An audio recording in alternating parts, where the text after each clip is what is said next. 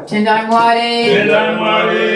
Royal elders, queens and kings, princes and princesses of great Mama Africa, I bring greetings in the most precious, powerful and bountiful name of our motherland, Alkebu-Lan, in the spirits of our most gracious ancestors, and in a prayer for oneness, hope and prosperity for all our people on the face of Mother Earth. Tendai. Welcome once again, brothers and sisters, to our community meetings for our Mosiah session. And this is an annual session because we always at least have one session where we focus primarily on the women of the Garvey Movement. Yeah. Now their names may be mentioned or the works that they do throughout the season on within different areas of different topics, but at least one session we look primarily at their work, whether it's an individual or it was one of the collectively. Yeah, I was thinking of the auxiliaries, one of the auxiliaries, Yes. I'm always proud, brothers and sisters, to be able to have the opportunity to hail and acknowledge someone who has really given their life to our people's liberation. Right. And I say that not lightly, because many of us come on the road, we come off, we come back, we come on, sometimes we don't come back. Mm-hmm. Because we know that after 500 years under the European and 1500 under the Arab, it's, we've taken a battering. That's right. Word. And sometimes it's difficult to just survive day to day, just deal with the daily basic, issues and responsibilities that we have. So when someone, apart from doing the same things that we all do, because sometimes I think when we think somebody that takes on these roles, somehow their life is different or better, it isn't. Mm-hmm. It is because they have just come to a realization that this is going to be our lot unless we do something about it. Mm-hmm. And the one I'm talking about right now is our great Queen Mother Nzingha Assata. Mm-hmm. And she's not just called Queen Mother for the sake of it, not because of her age. She had that title a long time ago. Mm-hmm. I'm not saying she's old or anything, but you can see she's mature. That's right. She's had some years behind her, some experience, and that is worth a lot in our culture. That's right. But she was given that title because she exudes that kind of status and that kind of response, and taken up that kind of responsibility in our community. Mm-hmm. She's someone, if you know anything about Queen Mother Nzingha, don't come with any foolishness to her. That's right. She don't have no time, she does not mince her words. That's right. And some people might find it frightening, some people might even find it off-putting. But if you got anything about you, any little substance, because I know Queen Mother can't take people that have no substance, just put her off. So you got any little substance about you, you see it for what it is. That's right. Because she's somebody who is totally devoted, committed in the deepest part of her heart and her soul to our liberation. Word. And in particular, brothers and sisters, to the condition of African women and the role that we have played and the role that we will continue to play. Mm-hmm. And she realized that you can't just talk about something, you have to do it. She's not interested in talkers.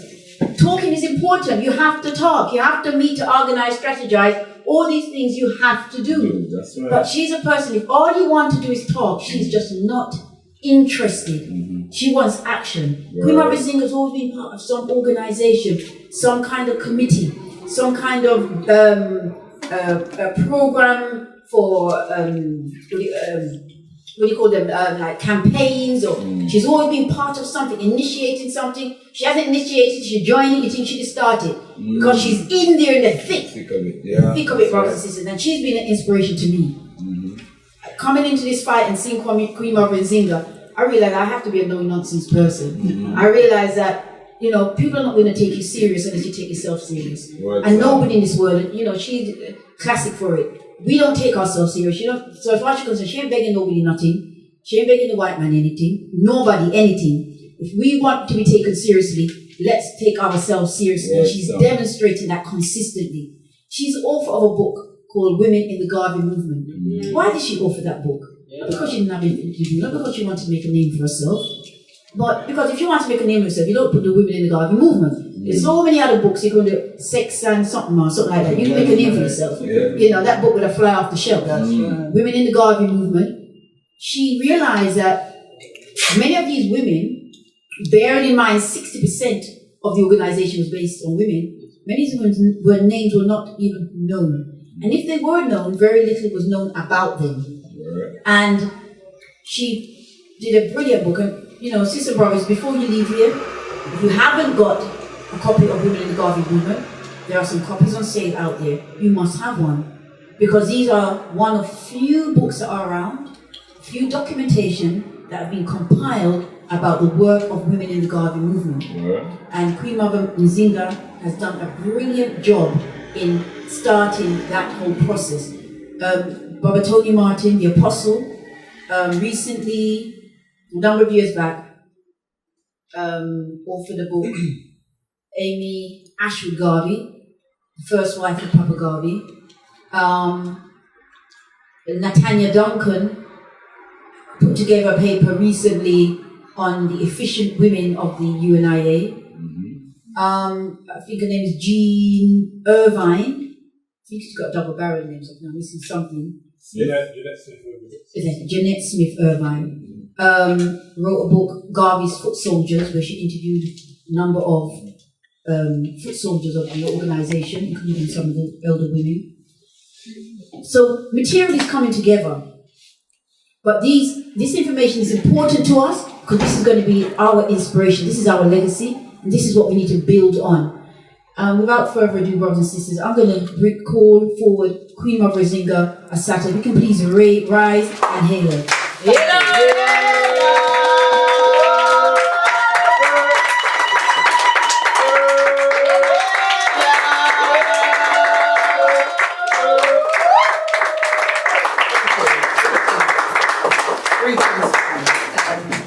Just come up just a little bit more. Greetings, family. Pleasure to be here to speak with you today and to share the work about Amy Jakes Garvey in particular, but the work that we all have to do if we're actually going to be a free and self-determining people. You know, last week I was looking through some of her documents, and I'll be speaking to some of that work. And she talked about a trip that she made with Garvey after he was released on bail, and they went to tour the west coast of America and went through the South. And she was talking about the atrocities that the Ku Klux Klan was conducting on our people, and she highlighted she did some papers for the UNIA and highlighted in the Negro World newspaper the fact that Garvey had said that the Ku Klux Klan was the spirit of America. And, you know, I thought to myself, so Donald Trump now come reignite this spirit. And it's so interesting that that went in my head. And look what we had. Was it Monday or Sunday? The Ku Klux Klan, and get them going again. Because, you know, people like Donald Trump, they can hide. Because people don't really believe that these people still exist doing the demonic things that they do. But they haven't gone anywhere. They haven't gone anywhere. So let me move on because I know time goes very quickly. Can you all hear me? Yeah. Now, just to say, in addition to the booklet, in 2014, I also created the Women in the Garvey Movement poster, which is available just outside and is on sale for £5. And the book, Women in the Garvey Movement, is on sale for £10. Now, I'm not just here to promote my book, I'm here to talk about one of the greatest warrior women of our time. That's right. You know, when you hear of her contribution, and I mean, I won't even be able to do justice to the amount of work that she left behind as a legacy. There is just so much of it. But it's also not just about coming to here, it's about doing your own research, making investigations. There's quite a lot of stuff now on the internet. Before I go any further, I just want to recommend some books for you, because often when we get to the end, we're all rushing to get away, and we often don't get time. Now, this book was written by Mrs. Garvey in, I think if I'm not mistaken, 1963. It has been out of print for many, many years, but for the 2014 celebration of 100 years of the UNIA, the Black Classic Press in Baltimore reproduced the book, and it is a phenomenal account of the Garvey organization, the work of Garvey, but also of her own work, Life with Garvey, some of the presentations that she did, and so on. So I would recommend that, and I know that copies are available from Brother Pepekai at the Mahat Centre in Tottenham, but also they're available from the Black Classic Press online. So that's... Sorry? Oh, Garvey and Garveyism, yeah? And then there's this book, which is actually about her specifically, Amy Jakes Garvey, the life and times of her. It's called The Veiled Garvey, and it documents much of her life as a young person, her early years, her life with Garvey, her life raising her children, her politics in Jamaica when she went back there after Garvey died here in England, and also her subsequent work during the 60s, where she worked with a lot of leading Pan-Africanists. So I would recommend those books. There's also a couple of articles about her and also Amy Ashwood Garvey, and this is the centenary copy of Marcus Garvey's centenary in 1987, and this was produced by the Institute of Jamaica to celebrate Garvey's centenary. My own book, Women in the Garvey Movement, highlights her life briefly, but also reproduces essays. She was a prolific contributor to the Negro World newspaper. Yeah. She edited the women's page titled Our Women and What They Think, and I'll talk a little bit about some of that work as we go on. But these are reproduced essays in her own words, looking at different aspects of her political critique of all different aspects of our liberation struggles as a people. So let me move on. I'm going to start with one of my own poems from page 60 of Women in the Garvey Movement. And the poem is called The Incomparable Black Woman. Is there any race of people on this planet who can expect such leadership, dedication and strength from their women? Black people have much to thank black women for. Black women, the strong, confident ones, the quiet, unassuming ones, the women who are always there for the race, the women who are always there, working hard, giving their all, being mother and sometimes father, being everything to our community. The black woman, mother of creation, strong, oh so strong black woman. What is so very sad is that many black men fear her strength, fear her strong spirit, and fail to love, honor, and protect her. The black woman, mother, daughter, wife, sister, aunt, grandmother. Black woman, mother of all creations. Black woman, the original God.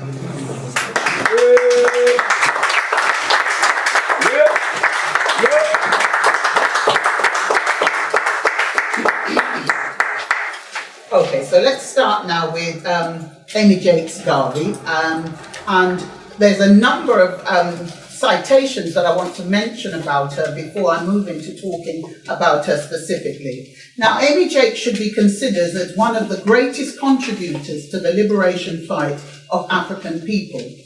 Through her work in the Garvey Movement, through her contribution to the continuance and maintenance of the legacy of Marcus Garvey, as well as through her own personal contribution. She is a staunch example of what is needed to become a Pan-African freedom fighter. Her contribution to African liberation is exemplary and acts as a standard that most of us could follow. This is what identifies her as a warrior. It also is because of this work that she was honoured in December 1971 in Jamaica by receiving the Gold Musgrave Medal, and she was the 10th person in the country to receive that medal and only the second woman, and that was for her work advancing Garveyism, but also for her work trying to bring together that Pan-African consciousness across the Caribbean, Africa, and the United States of America. Now, Amy Jakes tells us that the masses need intelligent, dedicated leadership from women. Women don't want to jostle men for their jobs. They want what they merit and to which they can contribute their God-given qualities in trying to liberate this civilization from greed and hate. Now, Jakes Garvey is described in the Black Scholar, which is it's basically a small pamphlet written by a brother called Mark Matthews. And he describes her as one of the most remarkable women in Black history. Now, you can understand that those kind of commendations don't just come for her sitting at home doing her knitting or sitting at home complaining, because she wasn't a very well woman throughout her life. A lot of the documentation shows that she had a lot of unidentified illnesses, and I'll mention some aspects of that. But she was such a dedicated contributor to the work of our people. In addition, as I'd mentioned earlier to some of the people here, our great Garvey scholar, Professor Tony Martin, who, by the way, had indicated before he passed away that he had planned to complete substantial work on Amy Jakes Garvey. And he describes her as one of the most remarkable women in our history, and that she deserves a substantial study in her own right. And that's some of the work that, I'm not the only person that can write on Amy Jakes Garvey. Eulette Taylor isn't the only person. The work is there to be done. So, when we're in these universities and colleges, instead of writing some thesis that means nothing to nobody, that just goes on a shelf, this is the kind of work that we can be drawing on and bringing to the fore. Because the more our people are aware of the work and the dedication and the sacrifices. I mean, this is a woman who really, if you knew her history, she sacrificed so much for our liberation cause and also to preserve that Garvey legacy that we all have such the luxury of being able to go to the library and get off the shelf and so on. So we owe her a great deal. Now, I'm going to move on. Amy Jakes, as I've said, was described as one of the most remarkable women in our history. She was a women's rights activist. She was a journalist. She was a wife and mother. She was born on the 31st of December, 1896 in Kingston, Jamaica, to Charlotte and George Jakes, and she was the eldest of 7 children. Now, her father was quite well-to-do. They came from what they describe as the propertied class in Jamaica. He had 7 acres of land in what is now Mountain View Avenue in Kingston. Now it's quite an area that has a lot of uprisings and a lot of curfews and things. But at that time, it was a very, what would you call it? Affluent area. And he actually built the family home there, and they lived there. He had another 5 properties in other areas of Kingston. Amy Jakes Garvey's great-grandfather was the first mayor of Kingston, and they also say in the documentation that her mother, her mother's mother, that's Amy Jakes' mother, Charlotte, her parents, her father was a white farmer, and her mother was what we call the Redskin people from St. Elizabeth in Jamaica. And this is the kind of lifestyle that she was accustomed to. She lived a very affluent life. But so you can see the sacrifices that once she became conscious of her responsibility to her race, that she must have made a great sacrifice. Her family, no doubt, weren't in approval of the stance that she took, etc. And, just briefly as I recall it, I'll just mention, she talks about, and that's in The Veiled Garvey, when she had Julius Garvey, and he was 3 months old, and she was by this time they were living in Jamaica, and she was out walking with him in whether a pram or whatever they had at that time. And a school friend came up and greeted her and asked her what she was doing with that little black baby. So, you know, these things are things that were operating then, and they haven't gone away because they're still here today, over 100 years on. So, you know, as was said in the Lamentations and so on, we have a lot of work to do. So let me move on. So anyway, I've told you a bit about her father. He also ran some businesses, and Amy talks about the fact that he took a great interest in her education. And it is often suggested that because he wanted his first child to be a son, he actually transferred these expectations onto his first child, Amy. And she records saying that her father trained her in the tradition befitting a male child.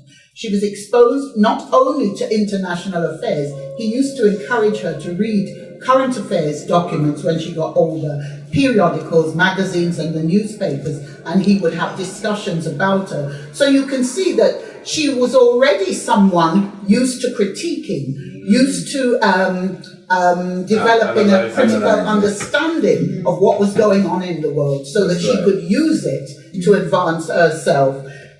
So yes, and she says that when she was able to walk, he would throw her over his shoulder and take her around his farm and, you know, tell her to look after the stray animals and make sure that they didn't come on the property. So he was preparing her for, he didn't know that, the role that she then went on to play as a leader in the community.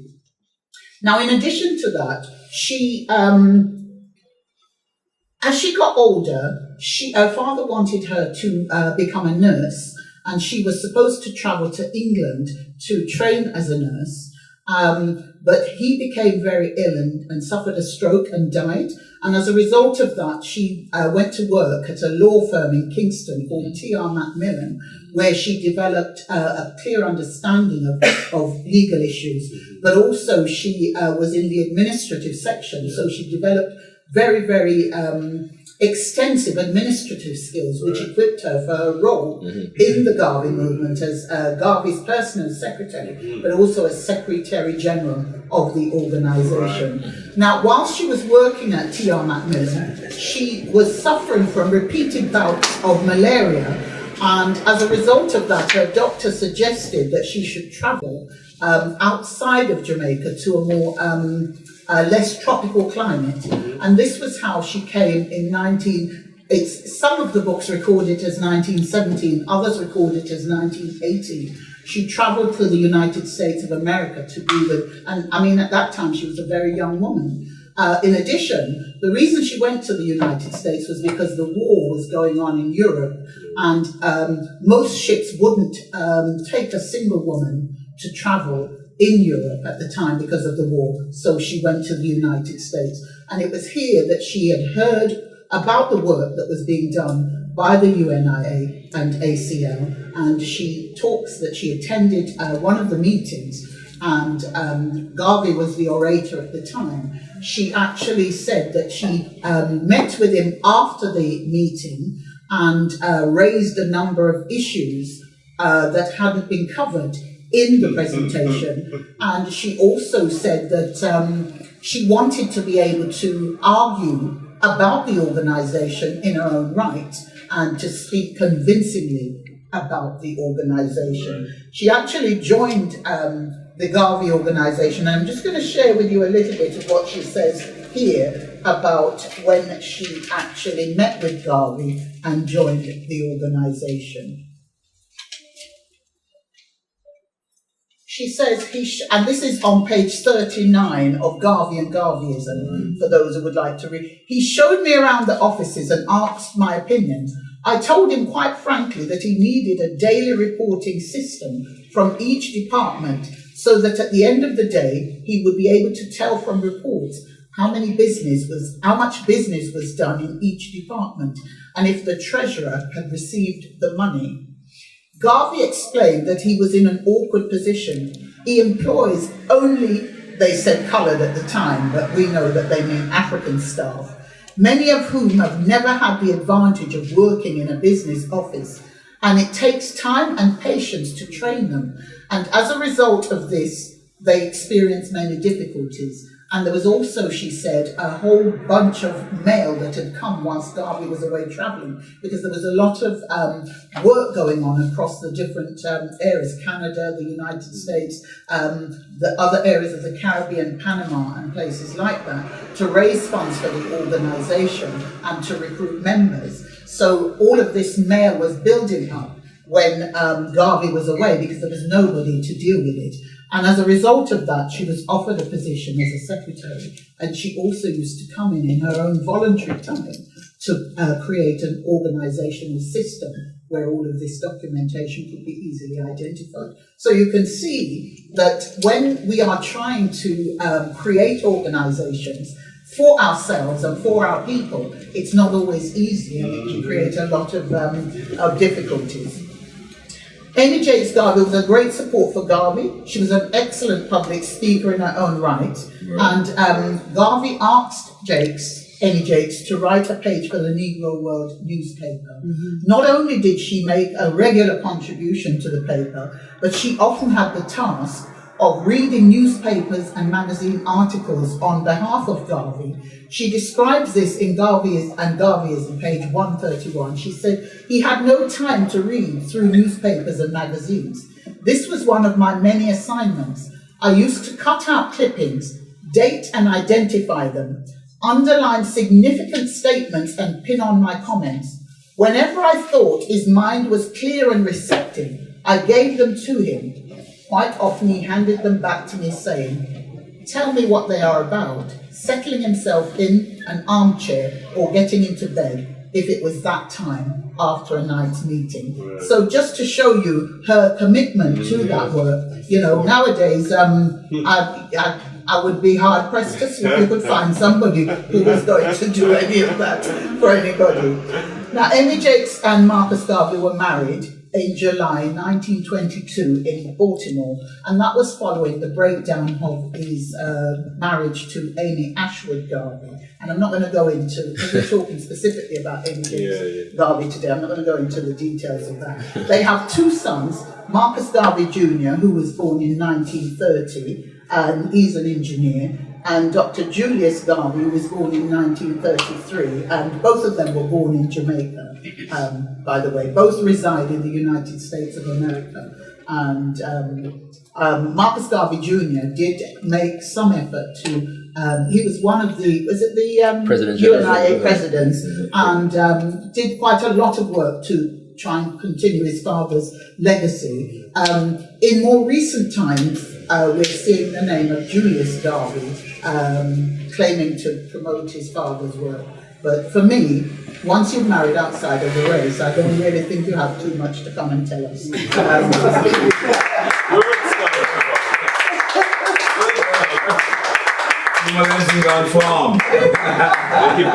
it play.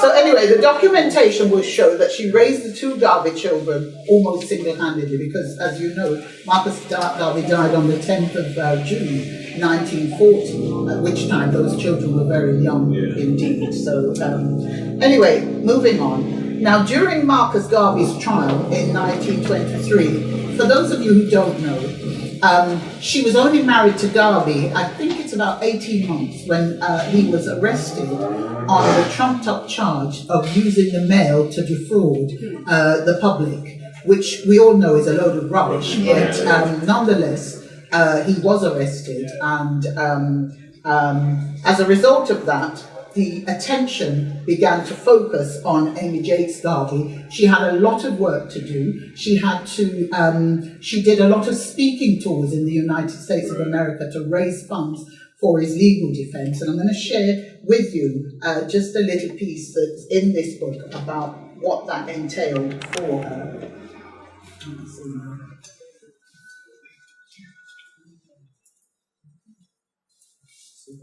Just work there with me.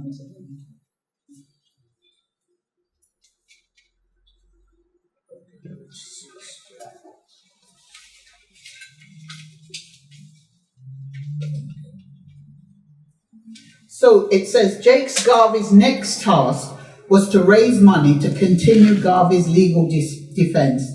And before that, when she had raised money, the United States government had taken that money away. And it says, this time though, she made sure that the funds would not be subject to confiscation by the district attorney's office. Yeah. To this end, she says, I had to hide some of it in a bank in a nearby state and a small amount in another bank in the old section of New York. To ensure that she was not followed, she traveled a variety of routes to these banks, and sometimes the cold numbed my feet and hands, but concealed on my person was that precious money. Can you imagine? She's living at a time in the United States of America where they were lynching our people and burning them on crosses. So can you imagine the danger that she faced every day, just being out there trying to support Garvey and his work and the organization. Right. So, you know, this is a serious giant of a woman. Many people would have gone hiding at them homes and, you know, they say they ain't got time for that. So, you know, we need to big her up and make sure that her work is honored and that her legacy is maintained.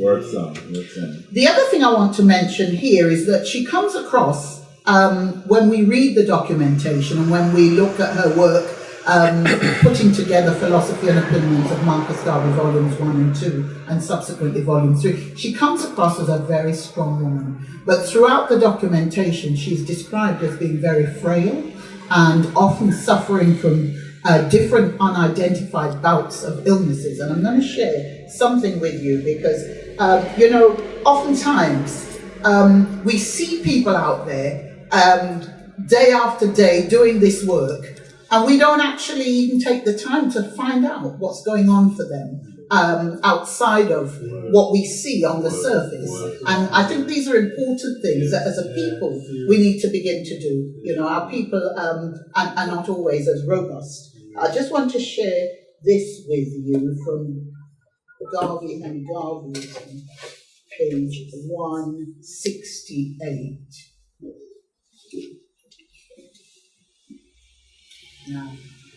And this is after she had compiled Volume 2 of Philosophy and Opinions of Marcus Garvey, and she said, I thought I had done almost the impossible when I was able to rush a copy of Volume 2 to him.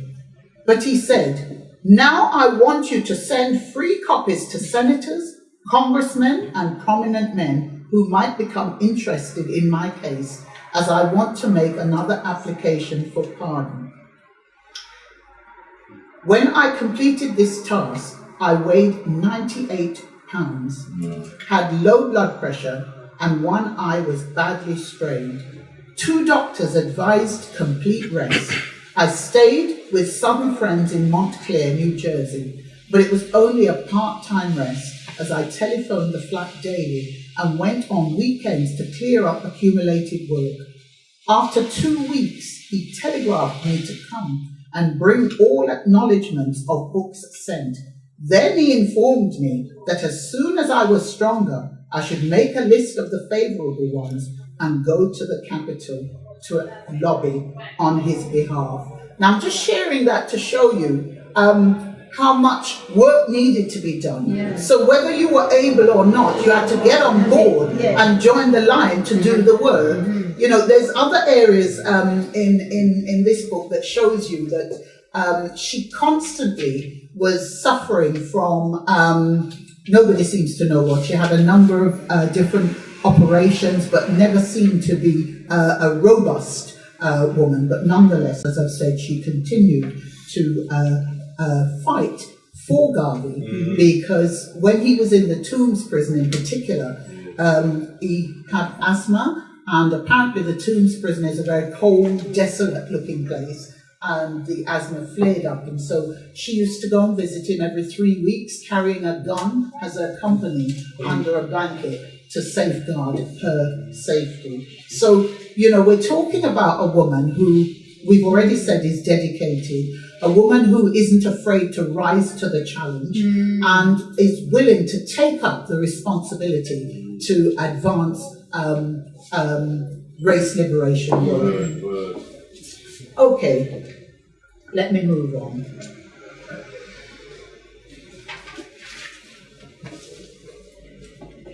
Now, whilst Garvey was imprisoned, as I've said, she did many public speaking engagements. She also had responsibility for keeping the organisation together because, as you know, when a leader is not there, there's a lot of squabbling, infighting, a lot of people wanting, everybody knows how it goes.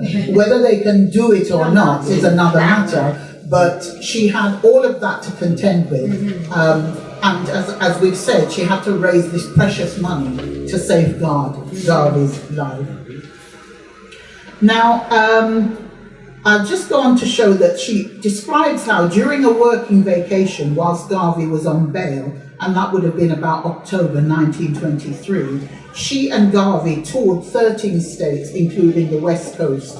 And at this time, she had the opportunity to speak on a number of public platforms where she was trying to expose the injustices being suffered by people of African origin and to create a collective black consciousness in the people so that they would see the UNIA and ACL and its program as the vehicle through which they should be working for their liberation and not looking to the white power structure in America because it really wasn't doing anything for them. So on a number of occasions, she did presentations on different platforms across the United States to raise that consciousness in our people. She wanted them to develop a unifying mindset where they look to self-reliance, self-development, and nation building.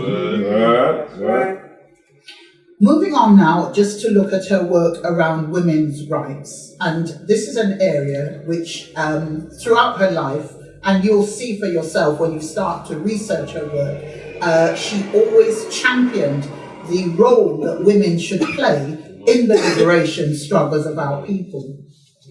And at the time when Amy Jakes was, if you like, coming into her own as a political warrior in her own right, we know that the women's suffrage movement was going on in all parts of the world at that time. And many of the black women from the UNIA were actually also participants in that movement. I want just to bring to people's attention that as even into the 1980s, women were not allowed, even in this country, to have mortgages. They weren't allowed to take out loans. They had to have permission from their husband. So you can see that the work that these women were doing is part of what has actually moved us forward to now we have women being able to be independent in their own lives. She became a strong advocate for women's rights. And as I've said, she did edited the women's page in the Negro World newspaper, and she titled that Our Women and What They Think. And she wanted the women's page to be about political analysis, critical analysis. She felt that women had a major part to play, and I'm going to share something with you in a moment. If I can find it, just hold there 1 second with me.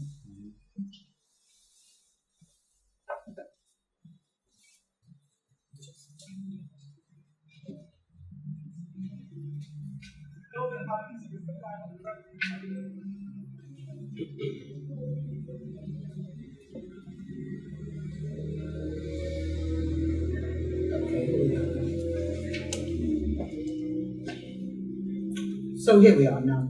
Throughout, it's on page 85 of The Veiled Garvey.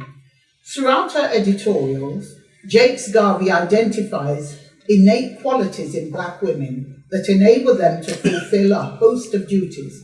Not surprisingly, perhaps, she herself possessed the majority of these traits. And you've heard that we were saying earlier, Sister Kai has been demonstrating these traits, and many other women in our community have been demonstrating these traits And these traits are the commitment, the dedication, the willingness to step on board and to take up the work that needs to be done to advance our people. We've got our great sister Asha here from the Pan-African Congress. I'm excited. You know, many other women who have made great contributions to the work. Let me move on. Not surprisingly, perhaps, she possessed the majority of these traits herself. She consciously personified the type of black woman that the UNIA needed: intelligent, industrious, willing to sacrifice herself to better her home, her community, and her nation. JACQUES Garvey also generalized from her own experience in identifying her expectations for others. Unwavering as a helpmate to her husband, she expected all women to occupy this role, even if it caused them discomfort. She suffered as the wife of the movement leader, so she expected others to bear similar crosses. So I'm just using that to show you that, you know, this is work that she willingly took on and paid many prices as a result of that work. In one of her essays, Women as Leaders, which is on page 38 of my book, Women in the Garvey Movement, she highlights the role that women should play in the liberation struggles of our people. And she says, and this essay was written on October the 24th, 1925, and she says, "Be not discouraged, black women of the world, but push forward regardless of the lack of appreciation shown you.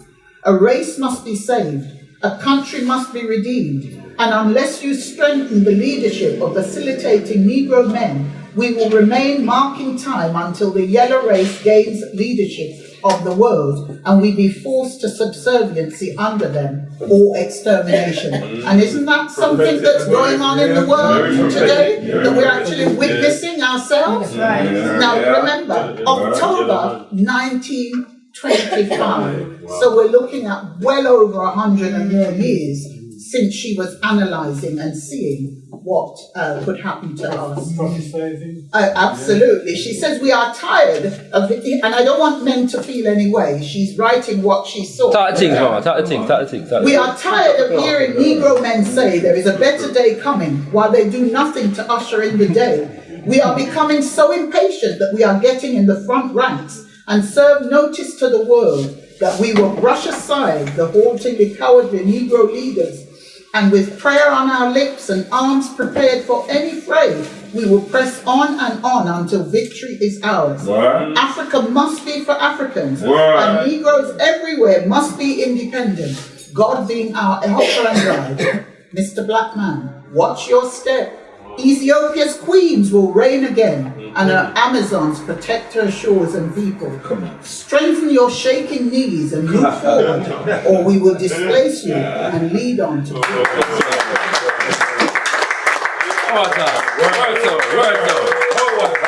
That was it. We're dealing with a serious one that. Yeah, Santa Moving on to her work as a journalist and as an author. I'll be honest with you, there's so much that could be said about her that we could be here for a long time. Till tomorrow, yes. Anyway, moving on. We can't do one. Start the things, man. I come from 2 hours away. Okay, yeah. We have a blow-up video, you know. I hear you. So Amy Jakes authored many articles and a number of books throughout her life. She was the editor, as we've said, of the Negro World newspapers, where she edited the section Our Women and What They Think. She put together, at a very young age, Philosophy and Opinion, Volumes 1 of Marcus Garvey, which Garvey had asked her to put together whilst he was in prison, because he wanted the world to have a clearer understanding of what it was that he was trying to do for his people, because their idea was that he was trying to,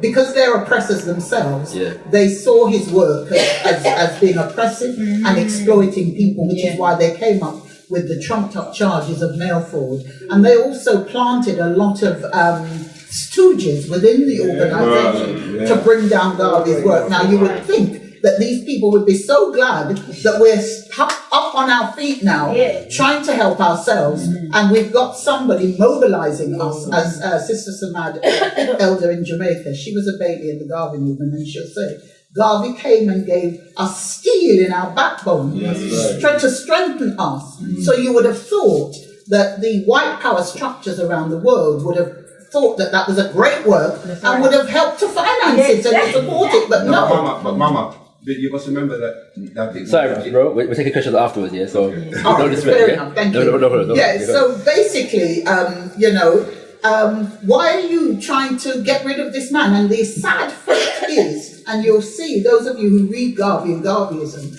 a number of our own people were actively involved in that Garvey Must Go campaign, which did a lot of damage to the Garvey organization. So as I was saying about Philosophy and Opinions, Volume 1, she had no money.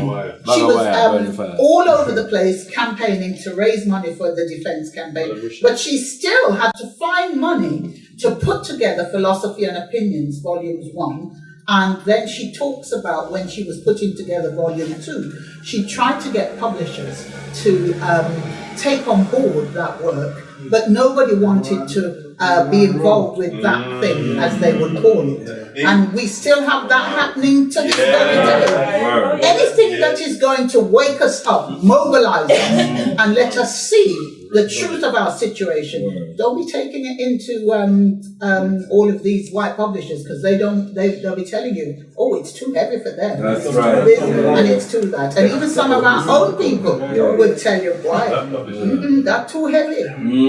Well, we need something real heavy if we're going to advance ourselves. So going Come on. And I just wanted African, which was published in Harlem in the 1940s. And, for me, what is also sad is, where are these documents? They must have valuable information that we could learn something from. And, I don't really personally know how we access them. I know that some of the work is in the Schomburg Library in New York, but whether that's that work or not, I really don't know. And she also, during the 1940s, formed the African Study Circle in Jamaica, where people were critiquing the happenings in that era of what was happening to black people. She wrote a collection of essays in a pamphlet in 1968 on black power in America and the Caribbean. And she looked at the impact which Garvey's work had on the Black Power movements in the United States of America. Now, I've never seen that document myself. I don't know if you've seen it, Brother Leader, or anybody. No, I've not at all. I think Miguel Lawn in Jamaica at Head Start had a copy of it, but certainly hasn't made it available to the community. But I've never seen it. And, she wrote prolifically throughout her lifetime, focusing on the injustices faced by Africans around the globe and their liberation fight. In Women in the Garvey Movement, you'll see a number of essays looking at the political issues of the day.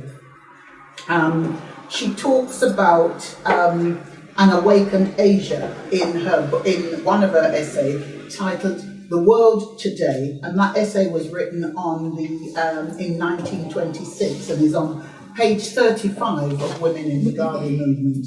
And in this essay, she points out to people the need to wake up to what is going on in the world and to ensure that we, Africans, are making plans for our survival and preparing moves and counter moves in readiness to protect ourselves against those who would oppress us.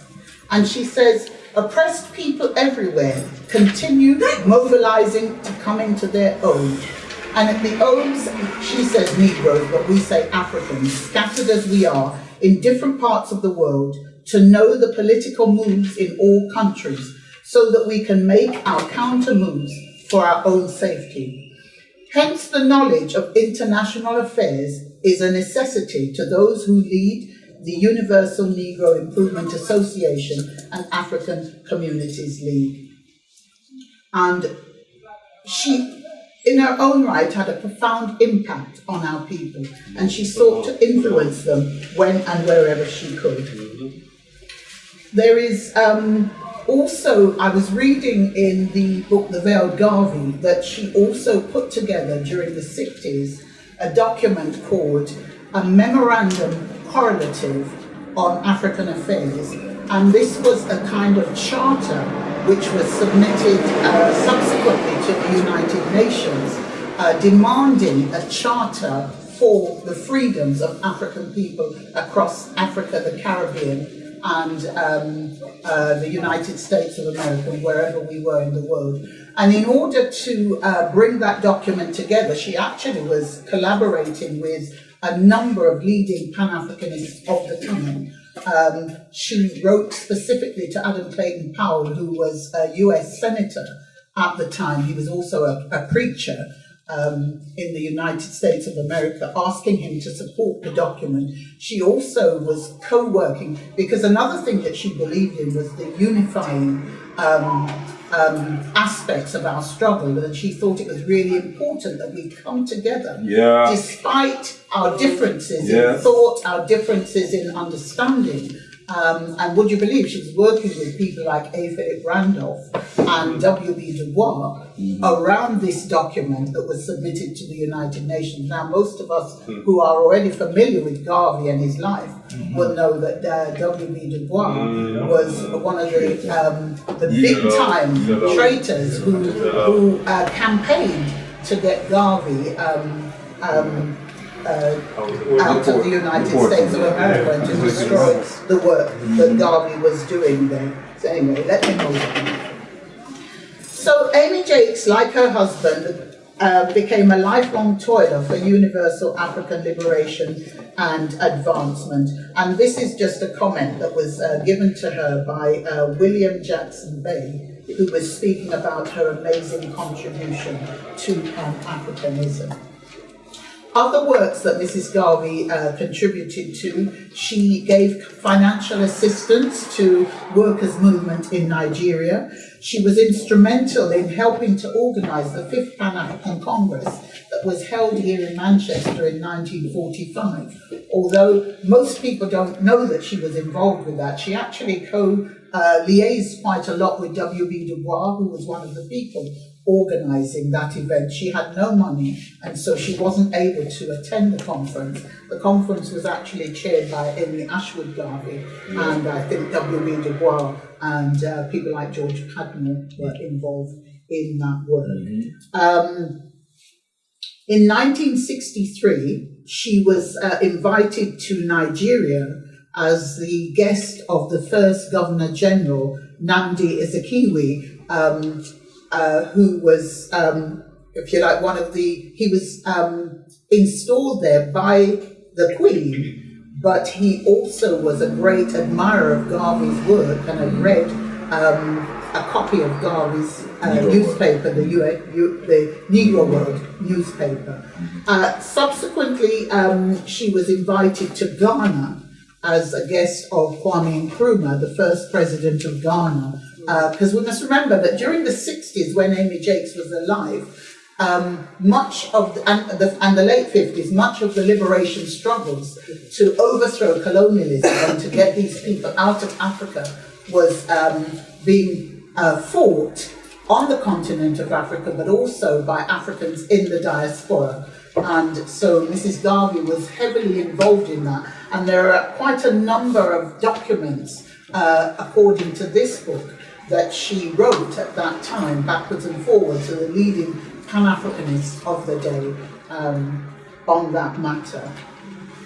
Now, I did also want to mention that during late 1960s, she was working on the 3rd volume of Philosophies and Opinion of Marcus Garvey. I don't actually have a copy of that, but I know Brother Leader has a copy of that. And she basically, unfortunately, passed away before she could complete that work.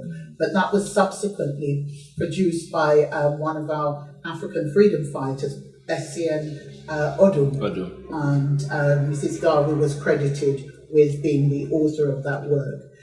During the 1940s, she also worked for the People's National Party in Jamaica and campaigned, not because she was interested politically in them, but she wanted to be in a position to help the black masses see what was going on in terms of politics in Jamaica, so that they could actually use their vote for their own advancement.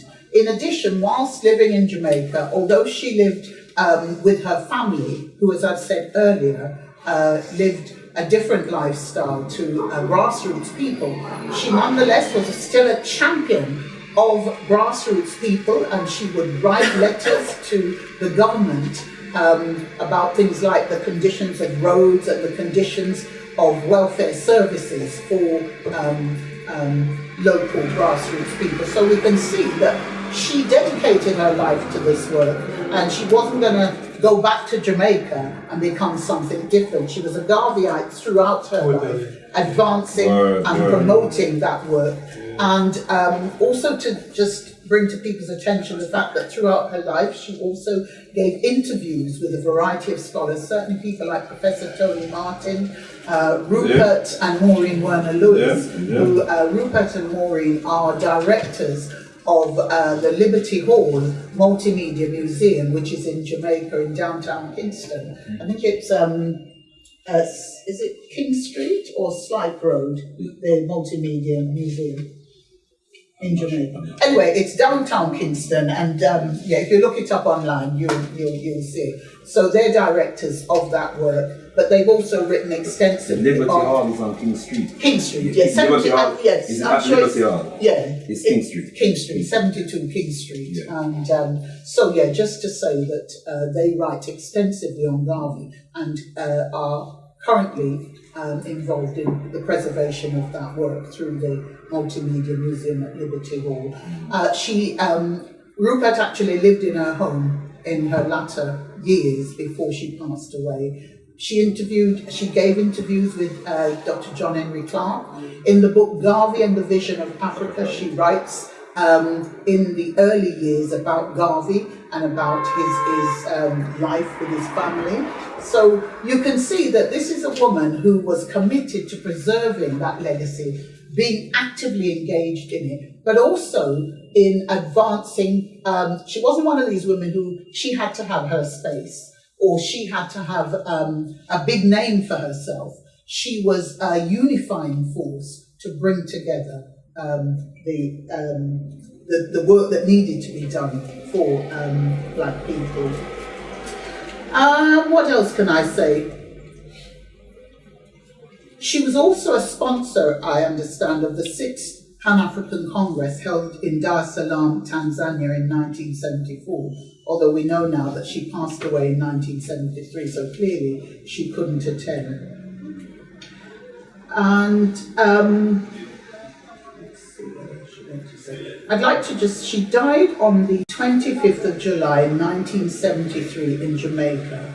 Her work and memory serve the cause for which she dedicated her life as a Pan-African patriot, a pioneering nationalist, a political scientist, organizer, journalist, editor, publisher, philosopher, wife, mother, and immortal giant. Yeah. And Mrs. Garvey will live forever for black people the world over in their hearts and minds. And she tells us that we must always stand on our own 2 black feet and fight like hell for our place in the world. Now, I want to just share a couple.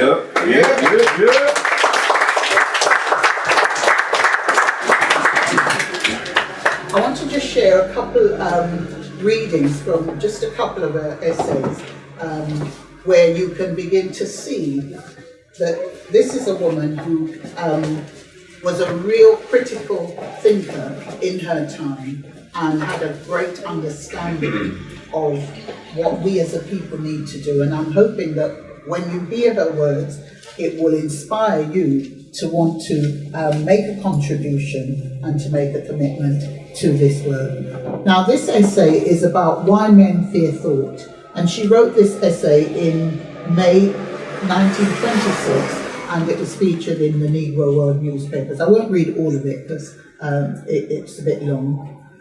To say that men fear thought more than anything else on earth may seem to the unthinking a stretch of logic, but weigh the statement well, and one will be converted finally to the fact that thought rules the world.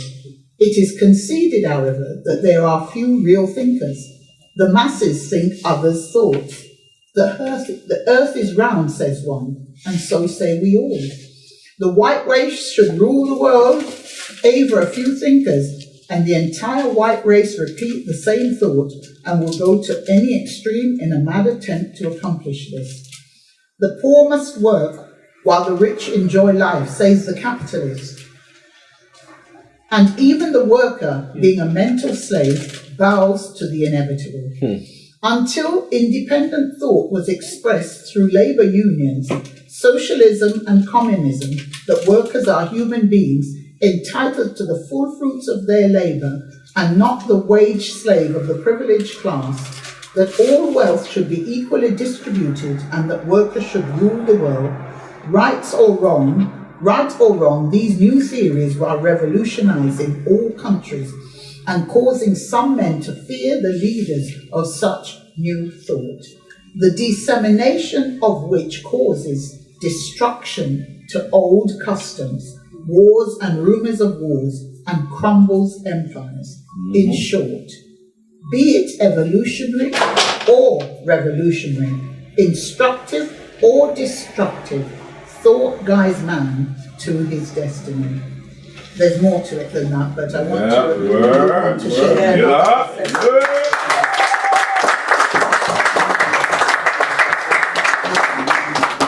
Now, in this essay, Read, Think, Then Talk, 17th of June, 1926, she talks about the importance of reading, thinking, and of good books in your homes. She says the average Negro has not yet learned the value of good books. To some, it is punishment to get them to read serious literature, as it calls for too much thinking, and that very few members of the race care to do. They are content to let white people do the thinking, and they repeat in parrot fashion their thoughts. Take Chicago, New York, Philadelphia, and Cleveland, cities where the average Negro lives at a fairly high standard, which is chiefly due to the credit system. His home or apartment has a parlor, which is not completely furnished unless it has a player, piano, vitrola, banjo, and ukulele, but never a bookcase, and rarely one finds a single book of readable worth. Occasionally, a detective story, snappy stories.